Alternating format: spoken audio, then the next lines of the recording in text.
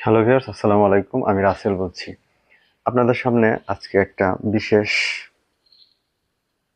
গুরুত্বপূর্ণ একটা জিনিস নিয়ে কথা বলবো। সেটা হচ্ছে যে বিয়ের কাবিন। তো আমরা অনেকেই না বুঝে বুঝে বিয়ের কাবিন করে ফেলি অনেক টাকা। তো ভাইয়া, যারা অনেক বড় লোক বা অনেক টাকা পয়সা আছে তাদের হিসাব আলাদা।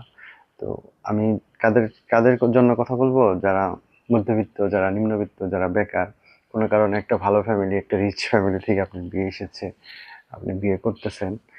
সেখানে দেখা যাবে যে আপনার অ্যাবিলিটি আছে ১,০০,০০০ টাকা, ৫০,০০০ টাকা বা ২,০০,০০০ টাকা, কিন্তু আপনাকে বিয়ের কাবিন ধরাই দিবে ১০,০০,০০০ টাকা।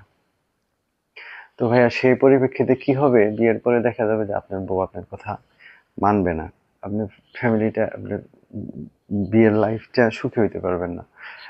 আমি মানতেছি যে আপনি যে ফ্যামিলিতে বিয়ে করবেন সে ফ্যামিলি ভালো। আ যাকে বিয়ে করবেন সেও অনেক ভালো।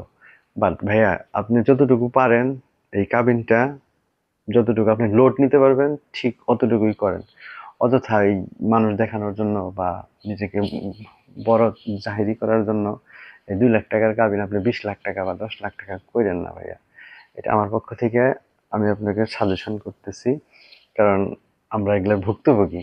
যে কাবিনের সামর্থ্য আছে ১,০০,০০০ টাকা, আমি করলাম ১০,০০,০০০ টাকা। তার পরবর্তীতে ফ্যামিলিতে এটা কিভাবে কিরকম প্রভাবটা পড়ে, এইগুলোর উপরে আমরা ভুক্তভোগী। যার জন্য আমি ভুক্তভোগী হয়েছি। আমি চাই না যে এইরকম ভুক্তভোগী আমার আরেকটা ভাই হোক। সেজন্য আমি একটু সাবধান করে দিচ্ছি। ওকে, আমার জন্য দোয়া করবেন।